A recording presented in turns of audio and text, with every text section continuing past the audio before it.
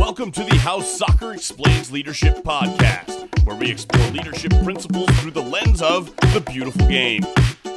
Welcome back to How Soccer Explains Leadership. Thanks again for being a part of the conversation. I'm Phil Dark, your host, and I have with me my brother, Paul Jobson. Paul, how you doing today? Doing great, Phil. Glad to be back on the podcast, man. Excited about our conversation today. But things are a little bit rainy here in Waco, but all is good. I think we're hitting into the summer here pretty soon. But sports are in full action here in the Jobson house. Everything from our wrestling to our soccer to our American football to, man, I don't even know sometimes what's going on. Front yard mud football and soccer. It's all good, man. Well, you got all boys, so, it's just boy fun in the Jobson house, So you guys, like you said, you got mud, and then you could have your pool. So, hopefully that filter's working well with that mud football. So, it is the best bath we have is that swimming pool in the backyard. Yeah, that was very wise with four boys to build that pool. So, absolutely. We are actually getting a thing called spring a little bit here in California. We haven't seen that for a while. Never heard of it. And it's pretty amazing. I think for a week and a half, we're going to get about 70, 80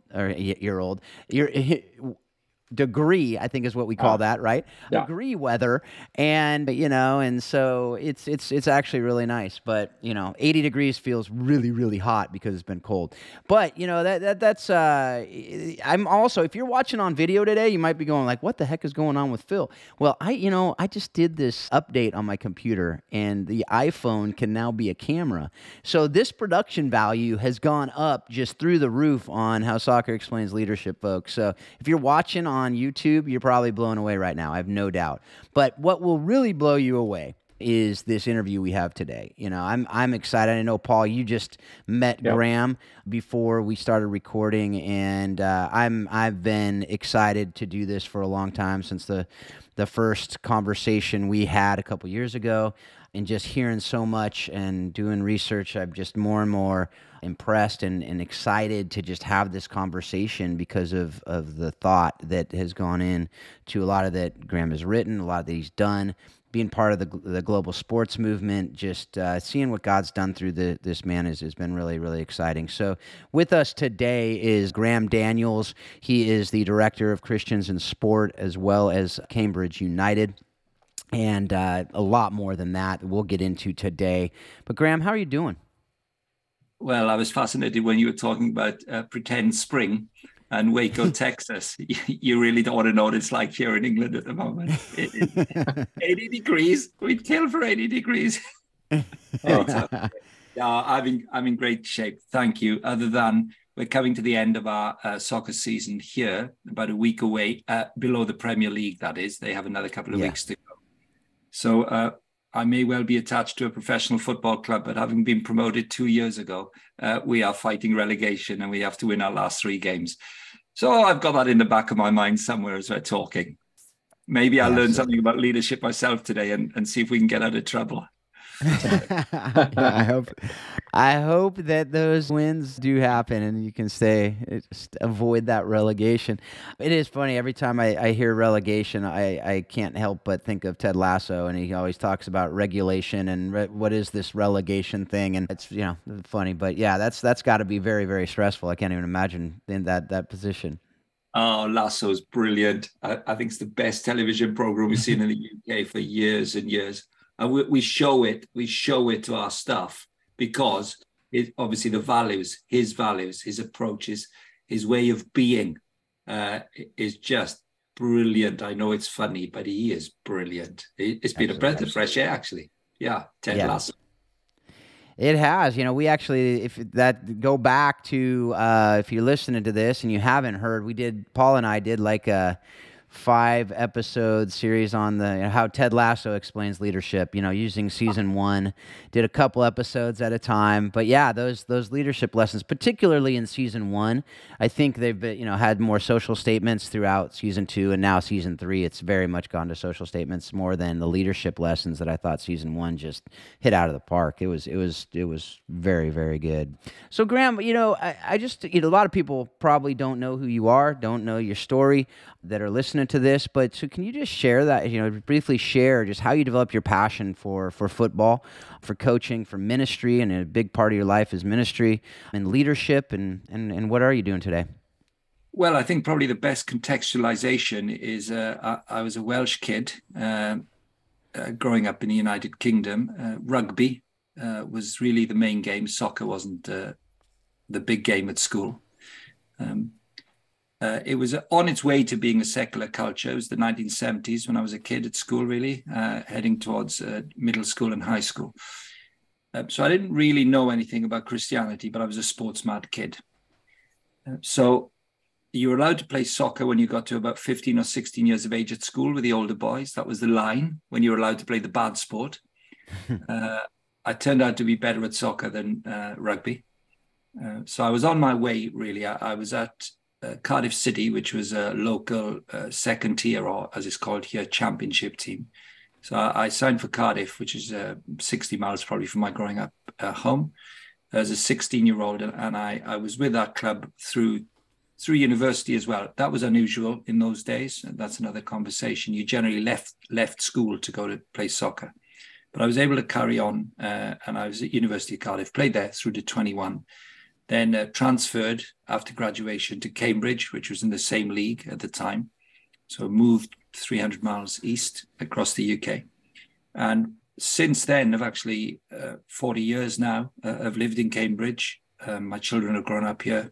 My wife came Welsh girl and we got married. And my soccer career and then coaching in my 30s and 40s and director of a football club flowed from that. I came to faith as a 22-year-old, just having left Wales, finding myself on my own in a new city initially, and playing first team football in the championship. And I'll stop just there, but the bottom line was it was a dream I'd had since I was a little boy that I could do this. And like so many people who come to Christian faith a little bit later, in certain levels of sport, I suppose, much higher than mine, but it was a dream come true. And of course, it was like hot sand slipping through your fingers. It wasn't satisfying enough. Once you were in the inner circle did not prove to be any greater than the circle one was in before. So I came to faith in my 20s, and the two have amalgamated, thank God, for 40 years since then. Yeah, can you just go a little bit more into, that, just how you came to faith and really that idea of, and then how that not just came to faith, but then see this connection with the sport and the emptiness and all that, and then how you started Christian in sport and how that came to be. It was a great guy. When people talk about sharing your faith in sport or ask me a question about it, I'll say, well, here was the worst evangelist in the history of sports ministry. And he led me to Christ. I was a 15-year-old boy. I was picked. I won't even begin explaining cricket, right? But I was picked for my school cricket team. And it was a 50-mile journey to the game. I was taken out of my class at 5 minutes to midday on a summer's day in May. 600 boys at school. And I couldn't believe they'd come to get me because I was 15. The king of school was 18 years of age. Best rugby player, best cricketer, great guy. When you're 15 and there's an 18-year-old guy there and he's almost got a beard. He's your hero, isn't he? He'd never talk to me. Anyway, he's knocking at my door, at my class door, doing physics, I think, saying, can Graham Daniels come with us, please, sir? He's playing cricket for the school team today. So I think, what a player I am. Oh, my word. At 12:05, we jump on the bus, we go to the game. He sits by me because I don't know anyone. 11 players play and a teacher's driving, very kindly sits next to me on the small bus. And over this 50-mile journey, I'm hinting for him to tell me what a great player I am. And after I've tried 2 or 3 times, he says, oh, you're trying to work out why we picked you, right? I said, not really, no. And he says, oh, sorry. He said, I should have explained. He said, what time did I come to your classroom? 5 to 12. What time did the bus leave for the game? 12:05. How many boys at school? 600. Does anyone live closer to school than you? No. That's why you're on the bus. We had to go quickly. Somebody was sick. So I'm in the team. You can look this up. Hey, you boys can look this up sometime. I'm not going to explain it. There's 11 players. I batted 11 which means I'm the worst batsman. And I fielded the furthest point from the ball at all times during the game, which means I was the worst fielder. On the way home, it's a Monday. He says to me, stick with this story because it is the worst evangelism ever, and I got saved by it. So anyone who ever is frightened of saying anything about Jesus, take note of this story. On the way home, it's a 50-mile journey. We're 5 miles out of Cardiff, which is the city we were playing in. And he says to me, it was Monday, what did I do at the weekend? I said, well, I played cricket Saturday. I did nothing Sunday because it's a dead day in the 70s. If you didn't go to church, you did nothing. There was nothing on. I say to him, being polite, what did you do Sunday, the weekend? He said, I played cricket Saturday. I went to church on Sunday. I looked at him. I couldn't believe it. He was the king of school. He was the king of school. The coolest boy in school. I said, what did you go to church for? Do your parents make you go to church? King of school. He looked at me and he said, and he blushed, coloured up. He said, well, I follow Jesus. And I said to myself, 45 miles to go. I'm trapped by this crazy guy. Within 6 years later, I'm playing against my boyhood hero. Your listeners won't know him. He was a man called Kevin Keegan. He was an England captain. He managed the England soccer team. He was a great player. He was my boyhood hero. He was in his last season as a pro at Newcastle, who weren't in the Premier League. They were promoted that year. We were bottom of the championship. We played at Newcastle. I was playing against Keegan. It was a full house, 40,000. It was the best thing that ever happened to me in my life. I scored as well. We lost 2-1. We lost a lot. We lost 2-1. I scored. Tap in at the far post. And that's when it was like hot sand through my fingers. I came back to Cambridge with the players. We went out that night to a club. I woke up on Sunday morning and I said to myself, 6 years after meeting that guy, I've dreamt of this every single day of my life. And now I've got it. It didn't mean anything. And all I could think of, and I hadn't seen him for 3 years, was Gwion Jenkins. Gwion Jenkins. Nicest guy I ever met. Competitive, hungry, ambitious. Used to write to me before there were emails, send me letters in the post, like big letters, books about Jesus, books about Christianity. So to draw that in, I was a philosophy undergrad. I did that because there were 4 lectures a week and 2 tutorials, so I could train every day because it's not like American collegiate system where you're freed up to train. I could go to my professional club every day because there was so few lectures. So I was an undergrad philosopher, just graduated, trying to work out if there was a God or not, remembering Gwion Jenkins, getting a chance to be a pro footballer properly and trying to weigh it all up. And for 6 months on my own, I just read my Bible, read books, tried to work it out.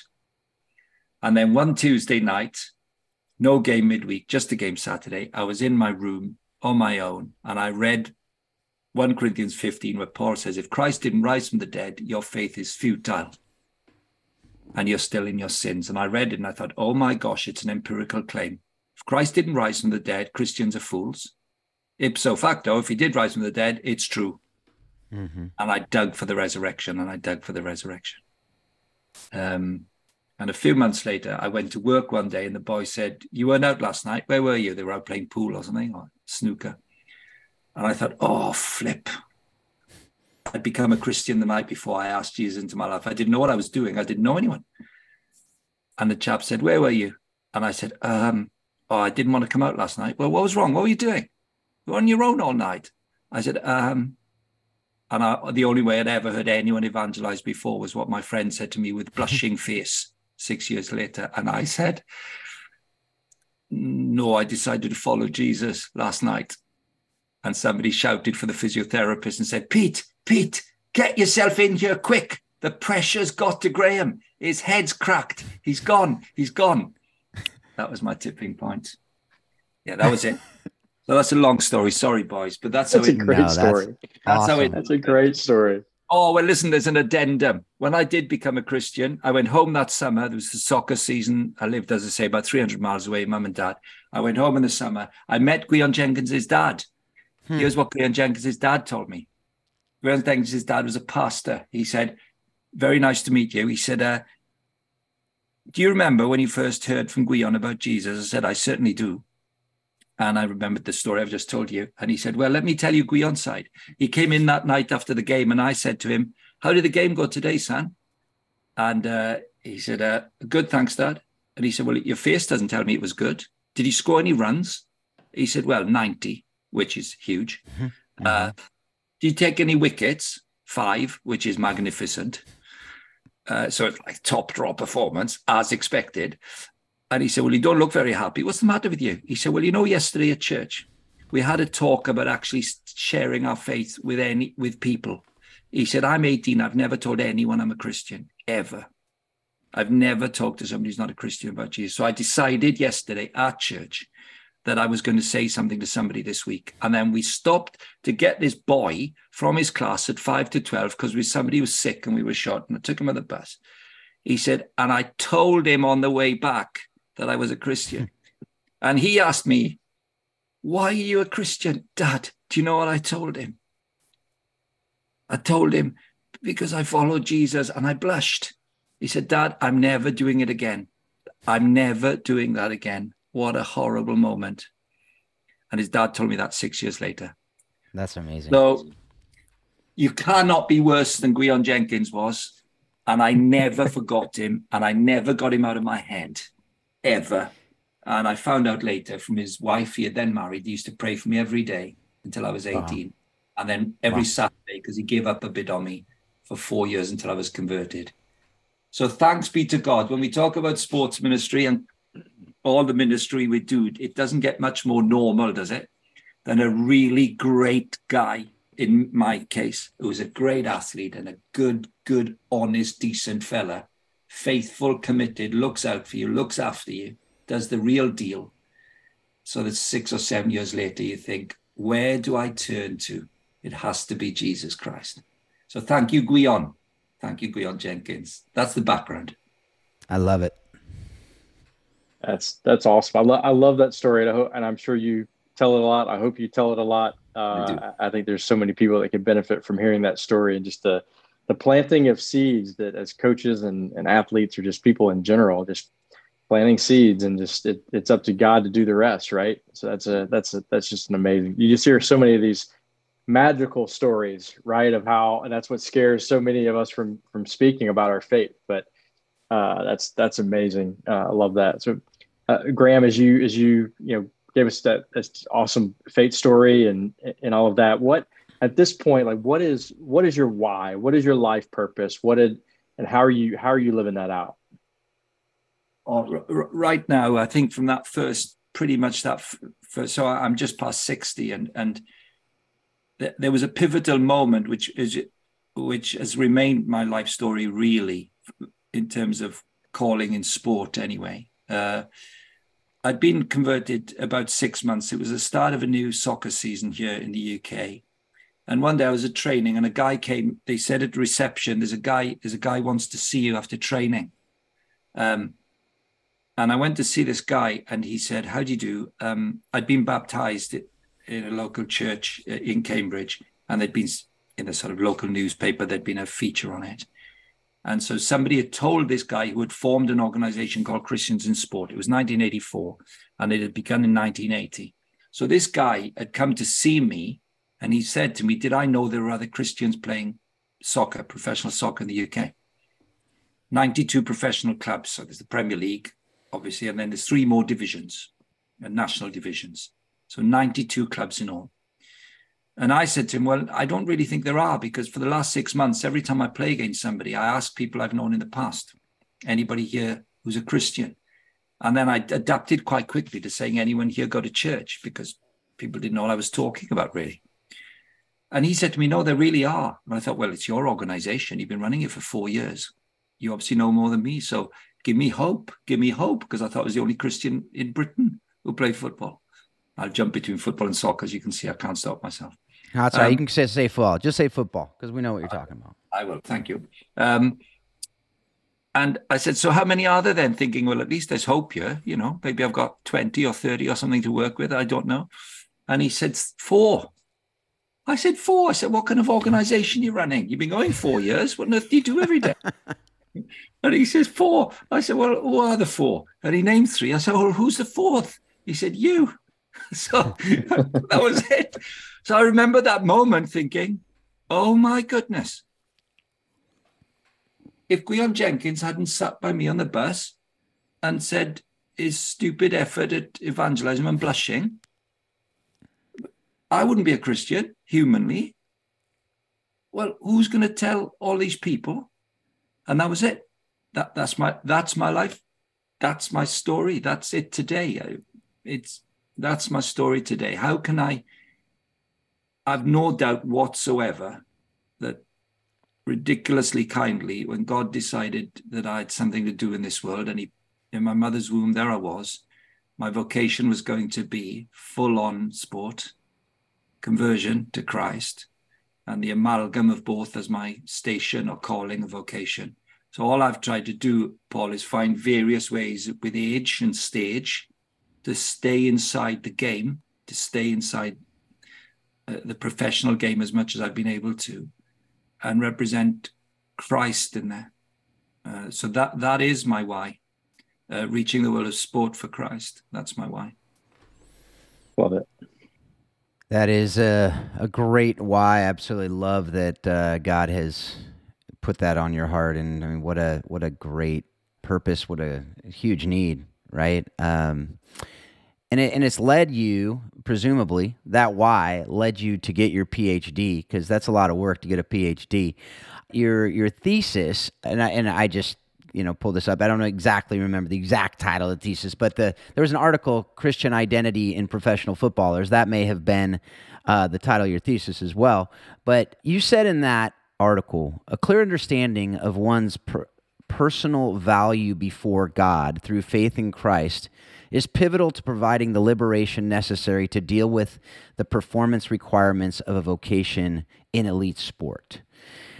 Can we just have a little conversation about identity, what you mean by that, first of all, because I mean, some listeners may be going, what are you even talking about? But this idea of Christian identity, and why do you believe that is a necessity to deal with the performance requirements of vocation in an elite sport? Yeah, thank you. Gosh, that didn't sound like me. I must have got somebody else to write that sentence, I'm sure. I think I would, forgive me for putting it like this, but I think it works for me. So I hope it helps. If you're the kid who, when you were elementary school and it was a school race day, you're the kid who won. They knew you'd win. Everybody knows you'd win. If there's any kind of sports tournament in your class or your neighborhood and you were involved, you'd be a winner. Soon, you're junior high, then you're in high school, and you're the kid who wins. You're the sporty kid. When we talk about identity, there's a lot of academic conversation around it, of course. But effectively, I think what we're talking about here is when you don't even know the water you're swimming in or the air that you're breathing, if you're a really, really good sporty kid, you're a cultural achiever. You earn kudos. I mean, some people don't like sport, of course, but it's such a dominant cultural norm that you are an achiever. So my differentiation in my academic work, I suppose, I feel I've tried to simplify it by calling it a received identity or an achieved identity. You are a cultural achiever and you must achieve your worth or value. Now, inevitably, everybody knows, as I talked about getting into the inner circle earlier, about getting inside the first team of a professional club in the championship. We all know when you play sport, there has to come a point somewhere, sometime when you meet your match. I mean, one or two people in history don't do it, but most of us will meet our match and then it's deselection, not making the cut, not getting the scholarship. It means getting injured. It means not getting a new contract. At some point, somewhere that happens. And all the promises of fulfillment of the achieved identity dissipate.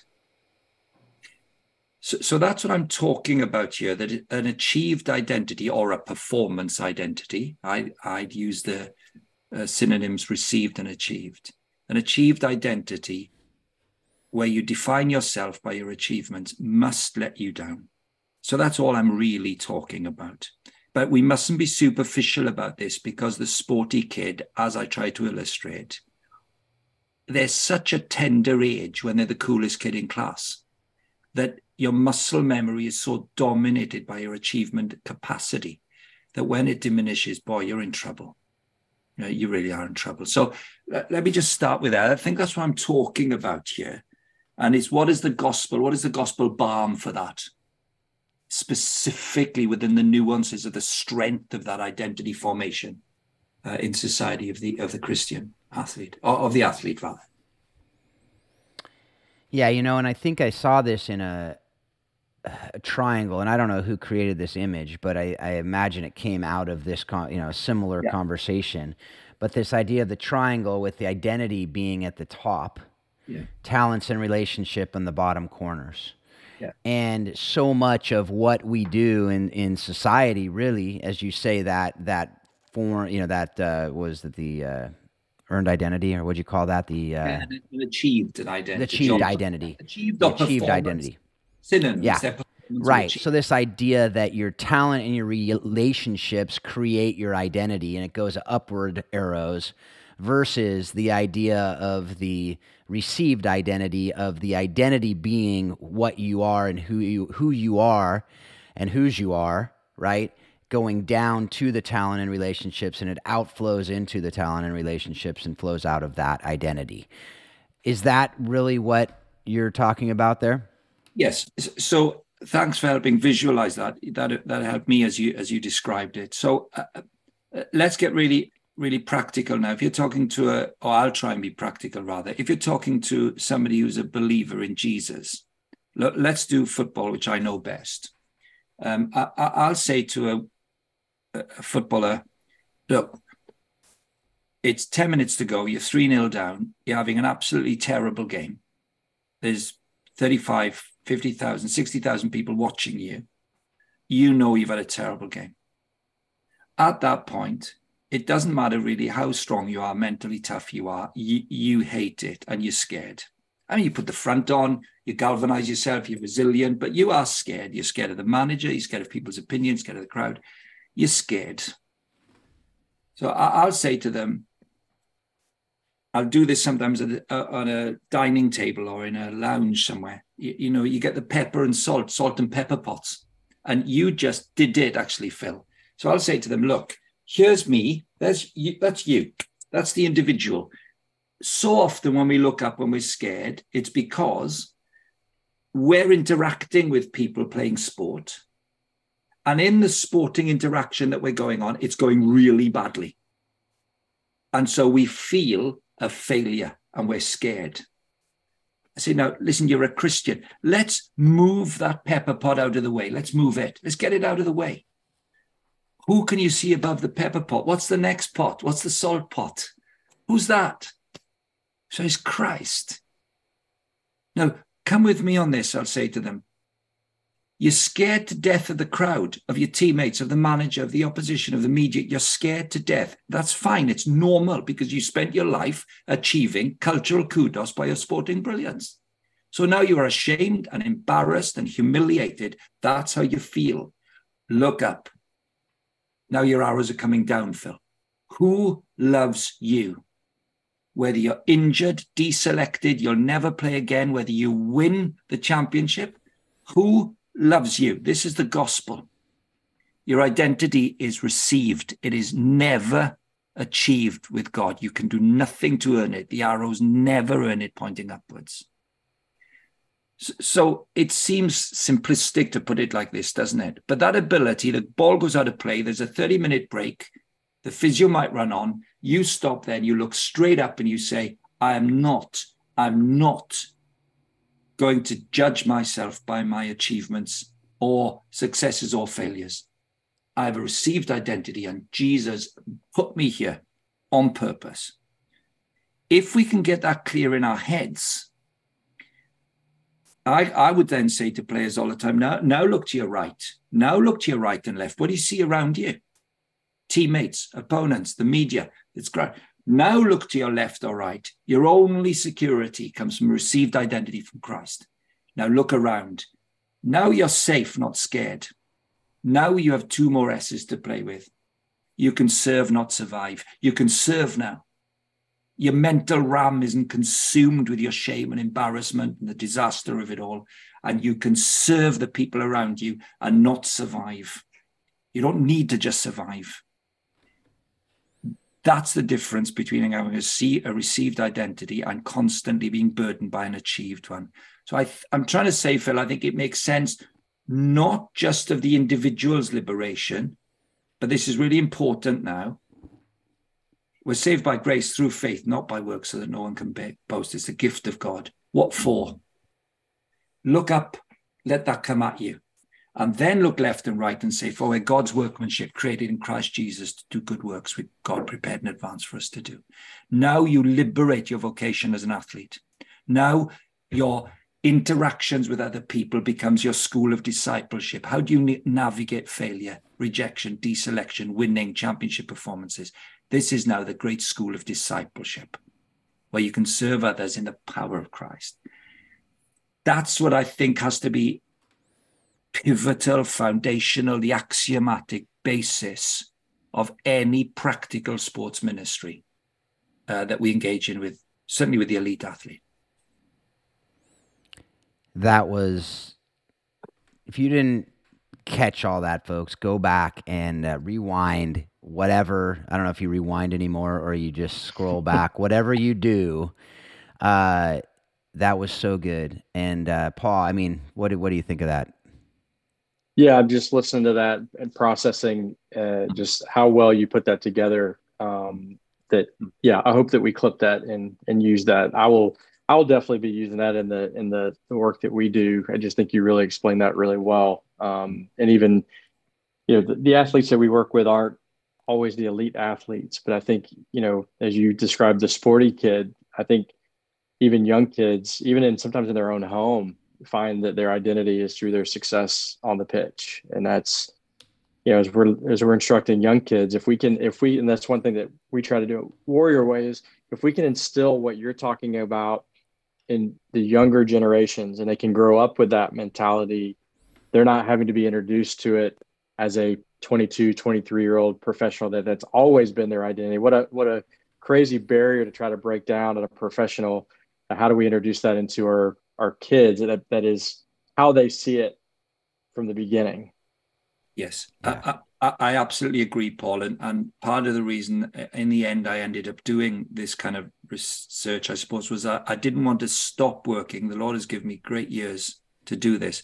And I wanted to encourage others, certainly on my own side of the pond, to actually do some thinking about this.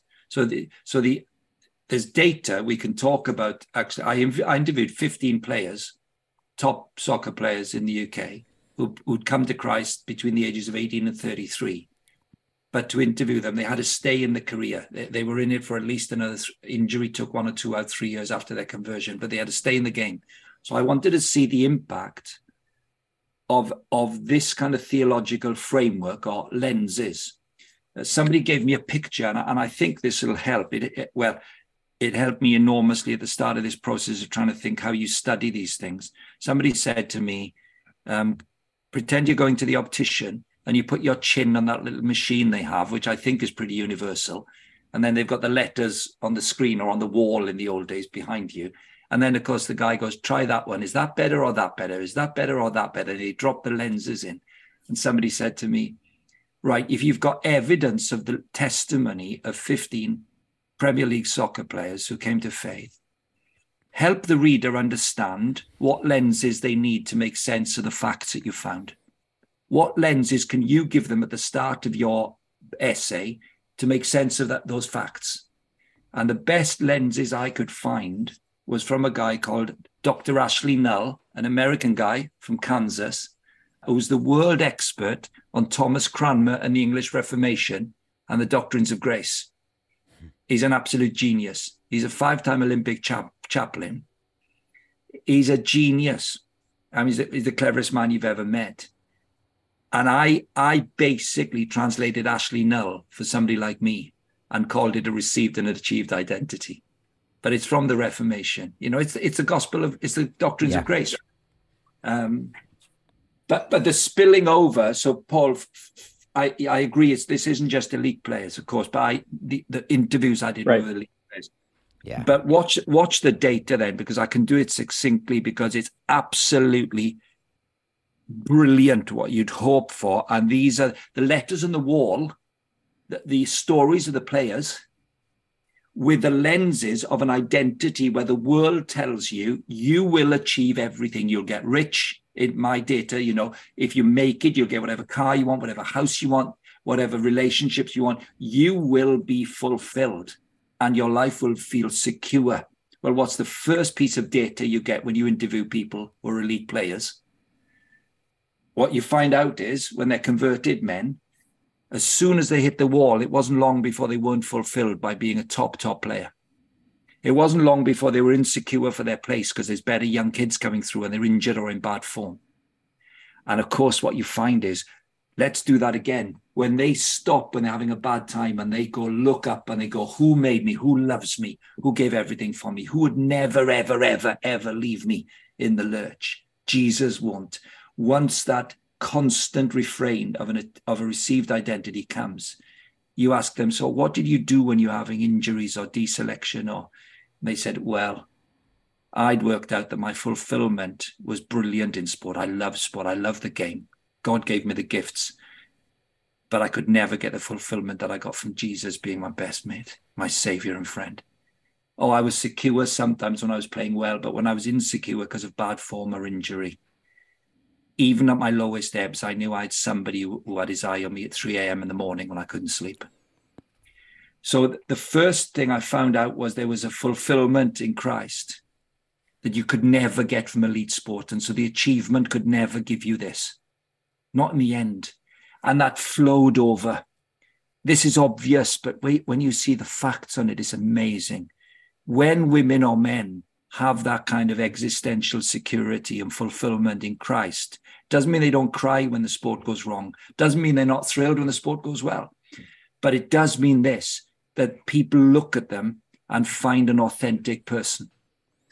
Because once you're inside the locker room at your high school team or your college team or your pro team, no one in that room's impressed by the fact that you're a good athlete, because they're all good athletes.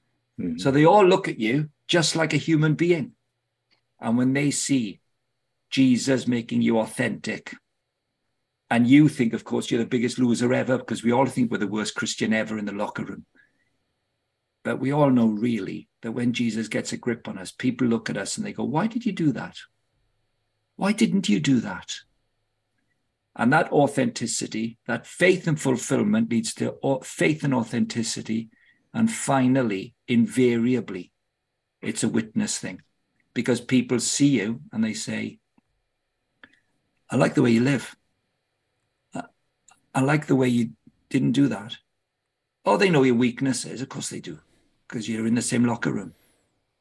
But that movement, that once you know your identity is received, and ultimately it's not an achievement, but that God has put you in that locker room because he made you a really good player at that level. And if you're in that locker room, he's the one who gives you security and fulfillment in your sports, win or lose.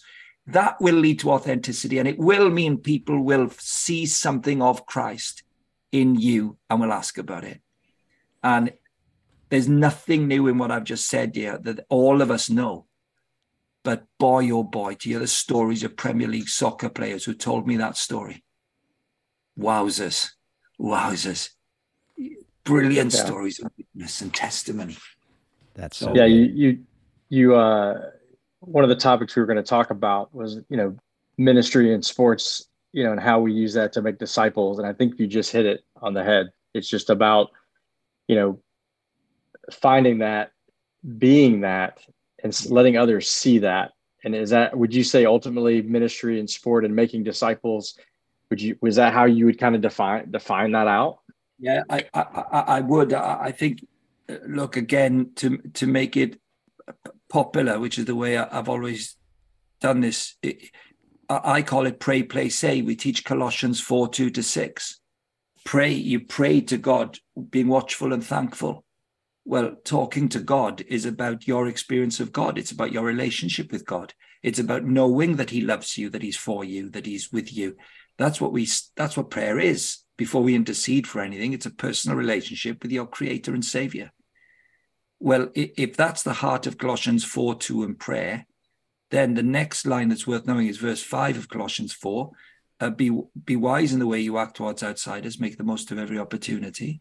Well, this is clearly about authenticity. If there's an internal fulfillment, despite our brokenness and our moodiness and our fracture, there's a profound somewhere God-given, received reality of Christ in me, then wise towards outsiders is about the way we play, on the field, off the field, the locker room, outside the locker room. And it's not a surprise in verse 6, as Paul summarizes mission to the Colossian church, he then goes on to finish it by saying, let your conversation be always full of grace, seasoned with salt, so that you may know how to answer everyone. Well, look, your conversation, your walk, your language, your talk, you don't think it's salty because you fail so often. We all do. We feel rubbish most of the time. But people see somebody who's a praying person who plays in a different way on and off the field. And you're bound to end up saying something about Christ because people want to know. This is mission. But Paul, for me, this is the best thing, because I'm old now and people very kindly have said to me sometimes, gosh, you're very good to keep trying to stay in sport to evangelize people. I get that comment sometimes, in a church context. You're very good to be witnessing to people in sport for all these years and to have a vision for it. And I say, well, no, you got that the wrong way round. I don't stay in sport to do mission. I was born to play. I was born to play, as was everybody else in my locker room, if they're a Christian or not, because the same God made all of us. The same God gave us our talents and our relationships. The same God put us there. And in the Reformation, Martin Luther is brilliant on this. He's brilliant on this. When he left the monastery and he realized you don't have to go to the monastery to meet God. And when he said, there's a priesthood of all believers and everybody is made by God with a gift. He actually said that in Matthew 5, where the Lord Jesus says, the sun shines and the rain falls on the just and the unjust. Luther used that text and he used the example of a German baker. He was a German, Luther.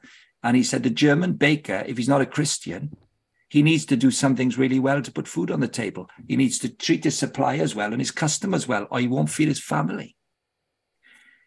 He said God uses our talents and our relationships and our community to reduce evil in the world. He makes the sun shine and the rain fall and the just. Until judgment day, God will, in his kindness, use the gifts that every human being has been given, which Luther called their station, standing. This is common grace. Everybody in my changing room can make a difference. My locker room can make a difference to society. They can be a cultural good. They can make the crowd happy. This is a beautiful thing that God did to restrain bad in the world. And then Luther says, every human being has the dignity of a station. Everybody don't have to be born again to have the dignity of a God-given station by common grace to make the world a decent place. He says, but when you meet Christ, you have a new word for it now. It's your vocation, not station. And you're just like any other baker. You're just like any other athlete. But now you know who gave you the talent. Now you know who it's for. And now you know who loves you when it'll be over and you won't be that one anymore. So the Reformation on this is electric because it stops you thinking you're somehow better than your teammate because you're born again. Yeah. He has the dignity of a human station. You've just had your eyes opened, but you're both the same guy in what you do, right? And I think it stops it being them and us in a way. Are you with me? It stops it being so aggressively divisive without compromising that you have to be born again. There's a new birth. Now, Luther's a genius on this, and he liberates our thought, for a received and achieved identity.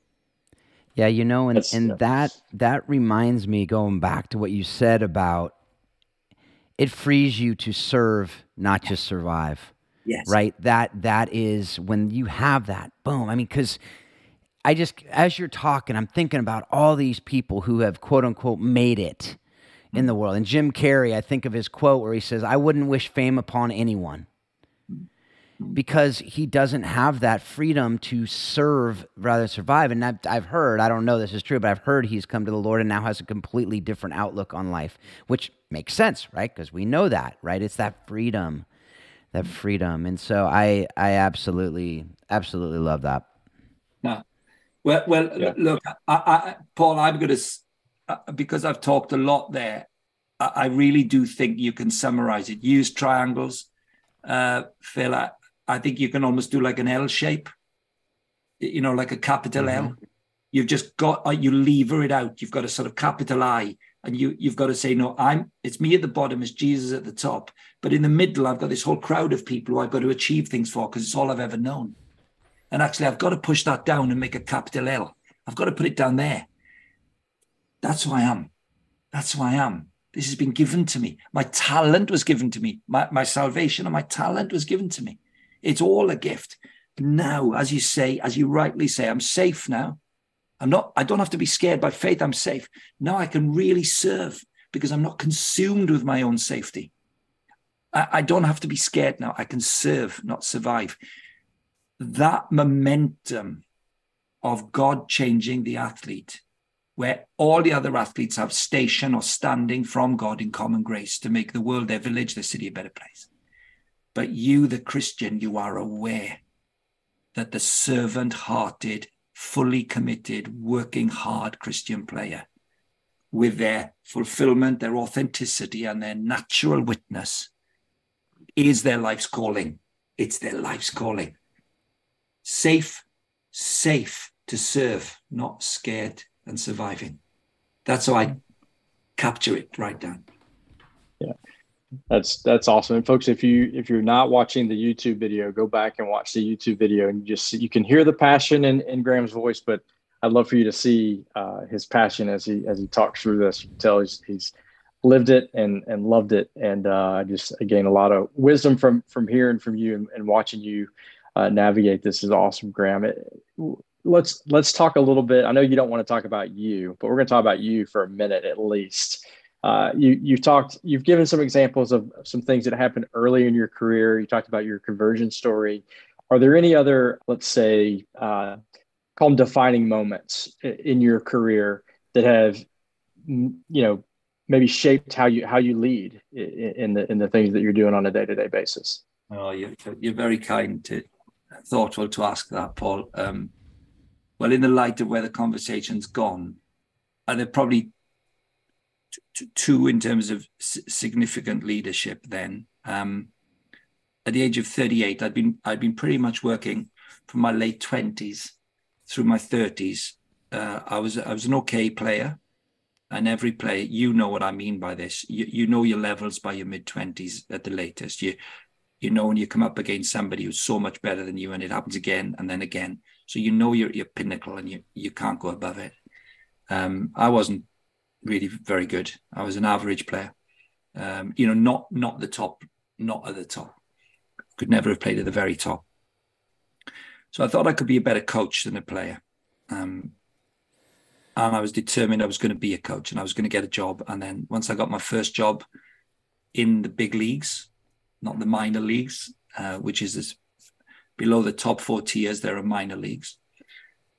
And I worked away at that as a player and a player coach. And at the age of about 36, I was offered a job in the bigger leagues as the number 2 to a head coach. I'd worked for that for the best part of 10 years, I think, probably not far off, doing my qualifications and getting the right jobs to take the next step. And it was a really ridiculous moment. It was the end of the season. And I was offered the job. I wasn't expecting it. I had a cup of tea with a guy. And I knew within 5 seconds of him offering it to me, I knew I couldn't take it. And I couldn't believe it. I mean, I kept a nice face on and said, that's really great offer. Thank you very much. Let me go home and talk to my wife and have a think about it. I knew straight away I couldn't do it. And that was the first time in my life, age 38-ish, somewhere like there. You know what I knew I wouldn't, if I couldn't get up in the morning and go to my study and prep the talks I was giving for other people about Christ and sport, had to be able to get up some days and do that. I couldn't go to the soccer club all the time. I couldn't do it because I'd done it 3 or 4 nights a week till then, and worked for Christians in Sport. Worked in soccer and Christians in Sport, a bit of both. And it was quite a shock because I thought, that's it. I'll go to one of the top clubs in English soccer. I'll be one of the top managers. Of course, it was a dream. But that was it. I knew at that point, the rest of my life, I knew I would never, ever do it as a full-time job. I would always do gospel ministry as a job. I'd be a pastor, teacher, evangelist type. So that was the first tipping point. And then that's what I've done for the rest of my life. And then at 50, I'm 61, at 50 years of age.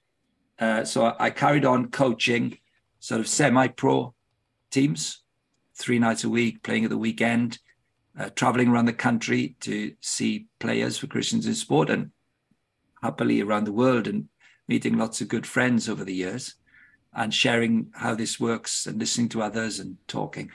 And then a wonderful thing at 50, I never thought I'd be inside the locker room properly of a full-time pro team again.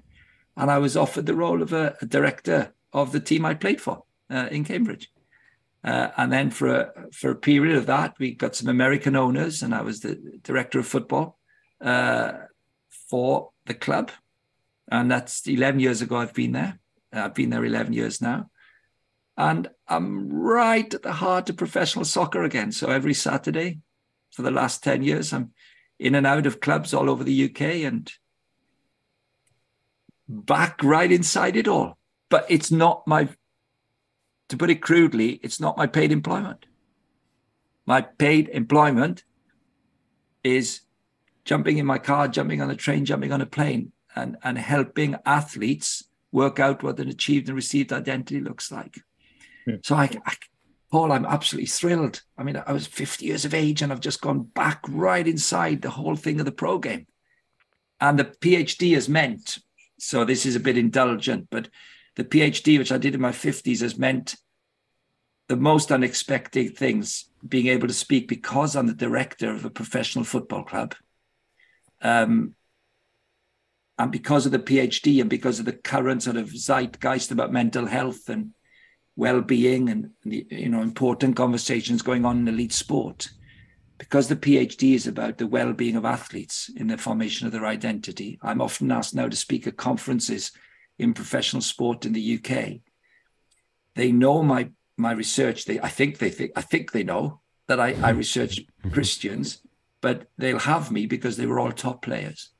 And of course, it's the way you conduct it then. So now circle round. You can talk about fulfillment, achieved identities. You can talk about authenticity, being the real you at work, not wearing a false mask. So you're engaged with a secular culture, but I wouldn't be able to do it had the Ph.D. not come along, because being a director of Cambridge wouldn't have been enough to get me in those rooms to talk with the Premier League people. Mm-hmm. But then doing the Ph.D. without being inside a professional club wouldn't have, the two are needed. So I just think the Lord's been crazy kind to me that I've been able to combine these again in a way. So thank you for asking. They would be the tipping points since conversion, probably. Yeah. Thank you. Love it. That's awesome. That's all. And I'm glad you hit on that mental health conversation, because we've had several people come on. Actually, the last episode before this that we did an interview was a mental health conversation. And I think that what you're talking about, you said it, or somebody said it for you in that quote that I read earlier, this idea of without that Christian identity, if we're performing for someone that isn't unconditionally loving us, that it will fail us. And there will be a breakdown of some kind. Yes, agreed. Well, I think, you certainly in the West, at least, isn't it? The first 1,000 years were kind of, who is Jesus? The next millennium was, well, how do you become a Christian, to put it crudely? And now it seems the question of our generation is going to be, what is it to be human? What is a human? What is humanity? What am I? Who am I? Where am I? In the sort of atheism, certainly of Europe. So this is most certainly the conversation in Europe. And That's why I've enjoyed this conversation with you two, because much as I've rambled at parts of this, we need to have the language to say to people, cultural achievement is great. If you can be anything, you can also be nothing. And most of us end up feeling we're nothing because not many of us can be everything.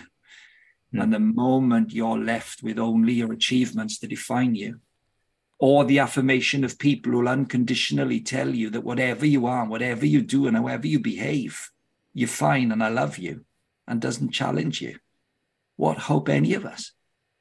I mean, what hope any of us? I had this conversation the other day in an English university where you're allowed to speak as a Christian and do question and answer, and it's quite intense debate. And somebody said to me, well, your opinion's different to mine because you believe in God, and therefore you want to affirm it was a matter of sexuality in this case, you wouldn't affirm my sexuality, would you? They said, so that's a hate. You must hate me. I hadn't even said anything. I said, well, whoa, hold fire. I said, let me give you an example. It was Belfast. It was Queen's University, Belfast. I said, this is a Monday. I flew here Sunday. I told my wife I'll be home Saturday morning. I said, now, what if I went back in 3 weeks on Saturday morning and didn't tell her? I said, here's what will happen. When I get home in 3 weeks, I've got a dog. I said, my dog's tail would wag and it'll lick my face, just like it would if I came back after a week. But my wife won't lick my face and her tail won't wag because she loves me. You see, if you want unconditional love, get a dog. But real love, true love wants the lover to grow as a human being. And so I'm glad my wife loves me, because she'd be really cross with me for not treating her with respect, and it would demean my humanity, and she should take me on. So listen, my dear friend, I said, let's not get wrapped up in the smaller things first. Let's talk about this.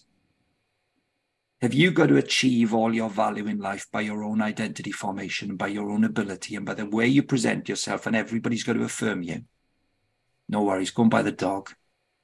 But I can tell you now, there's somebody bigger than you who looks down on you and says, I don't care where you fail, what your failures are, or what your successes are. I'm here and I died for you and I love you unconditionally. And I love you so much. Not only do I want to come and give you eternal life, but I want to come in and I want to do a good work in you.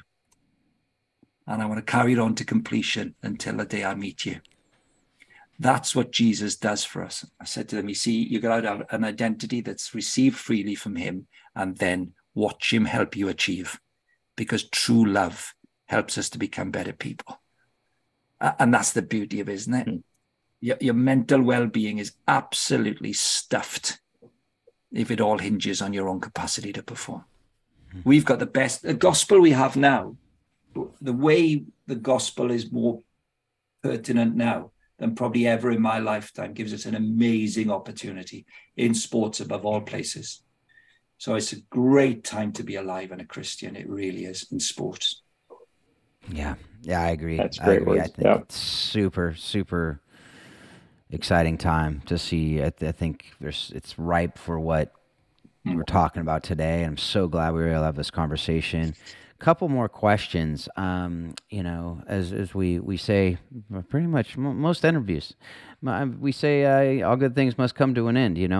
But you played with a lot of people. You coached with a lot of people. Who would you say, if you can think of one person that just sticks out, who's just a great leader, and what set them apart from the rest? Okay. One of the finest managers in Premier League history will be a name that won't be world famous. So in soccer, you'd think Sir Alex Ferguson, Manchester United, perhaps the greatest, or Arsene Wenger of Arsenal.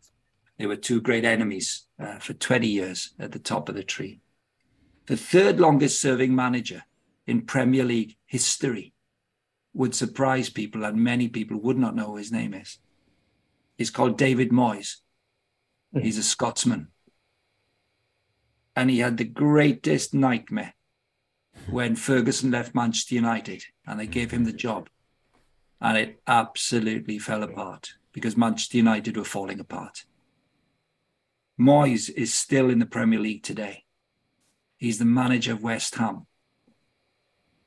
And he's got way over 1,000 games under his belt and hundreds in the Premier League. So it's a spontaneous answer by me.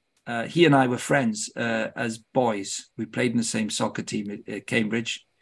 We played international schoolboy football against each other, Scotland against Wales.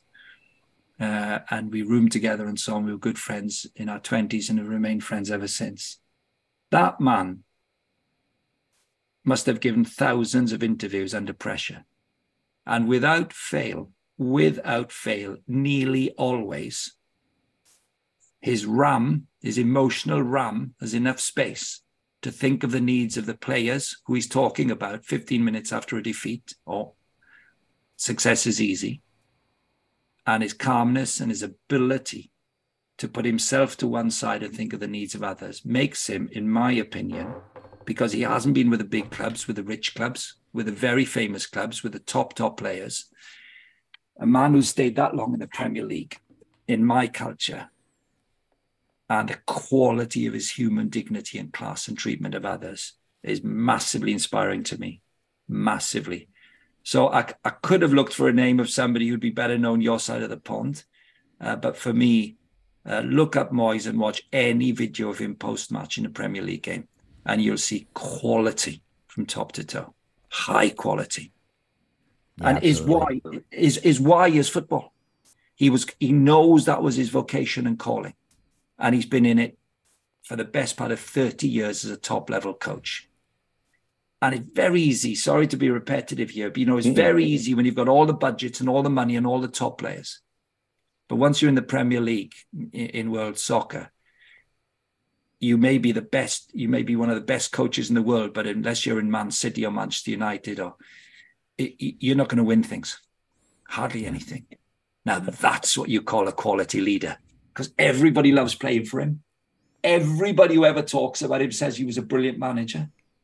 So West Ham played Arsenal recently. Arteta and them fighting to win the Premier League. Arteta's the manager. They interviewed Arteta before the game. He played for Moyes at Everton. And Arteta says, the finest guy I ever met and ever played for. He's influenced everything I do at Arsenal. I love people like him. I love it. They know who they are, you see, isn't it? They know who they are. They know they're awesome. Awesome. Beautiful. Love it. Yeah, definitely doing some more research. Know who he is, probably just because of his stint at Manchester United, right? But a blip into the world and a blip out of the... Right. Imagine being defined by that. Now we're right round the circle, aren't we? For most people in the world who know soccer, who are in Britain, that's how you know, right? Imagine if that was your reputation and the dignity and quality to crack on 10 years after. Wowzers. That's a proper bloke in English. Well, he got that gig because of the great work he did at Everton and brought Everton and kept them up and did what he did there. I remember Tim Howard talking about him when he was doing the Premier League mornings about how great of a manager he was, about how he loved playing for him, about how he was, the player's manager and all that. And he had an impossible job going in to come after Ferguson. That was just unfair to anybody. And then to see what he's done at West Ham as well, I mean, is just incredible. So I totally agree. That's why the industry's so great, isn't it? We're talking here, we cross back and forth across our pond. That's why I love the Luther thing, you see. The station, the calling. It's no mistake. It's no mistake that God made sports. It's no mistake that he made the joy of sports. It's no mistake that he's the school of discipleship in sports. Mm-hmm. It's a great design. It's a grand design for all of us who are in it. It's how we get shaped and honed. It's that Michelangelo's sort of picture, and they ask Michelangelo how he makes a statue.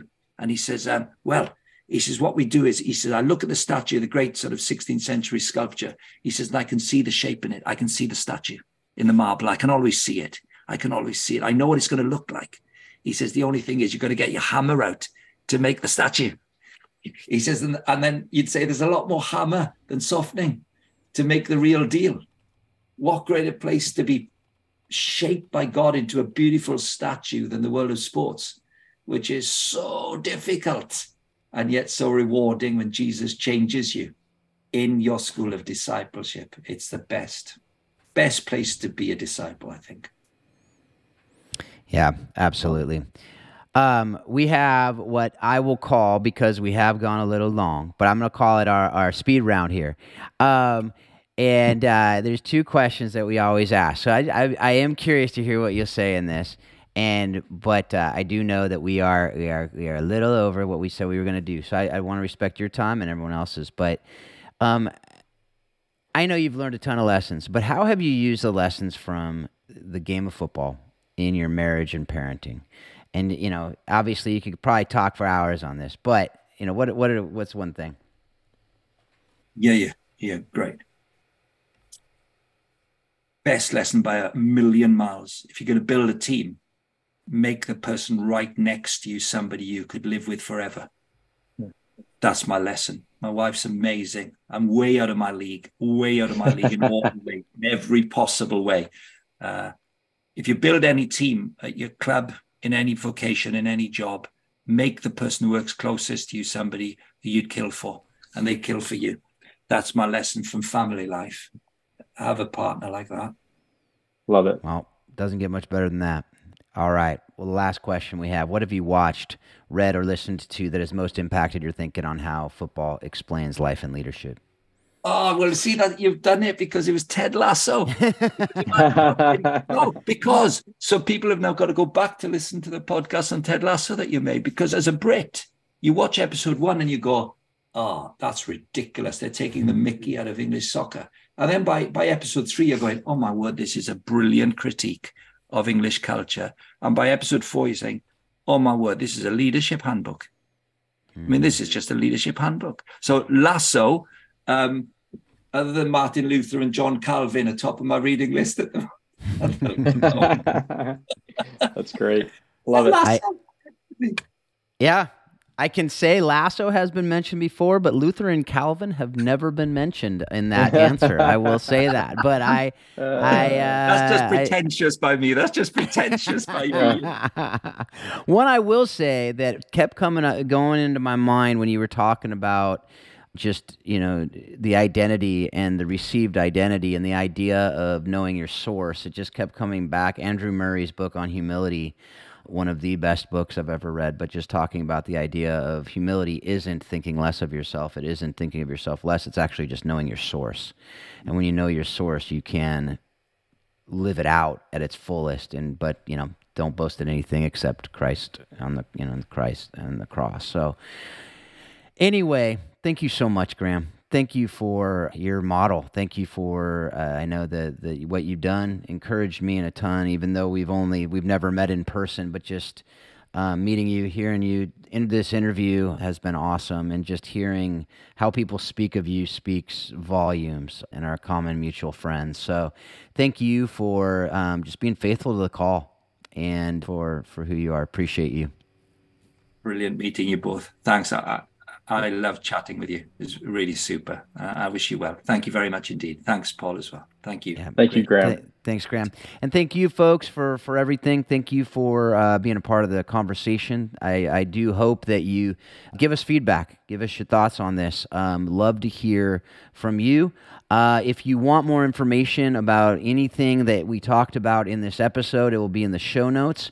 If you want to learn about Warrior Way, that will be in the show notes. Coaching the Bigger Game, also there. Folks, as always, hope you're taking what you're learning from this show and that you're using it to help you be a better spouse, a better parent, a better friend, a better leader, better coach, better in everything that you do. And remember continually that soccer does explain life and leadership. Thanks a lot. Have a great couple weeks.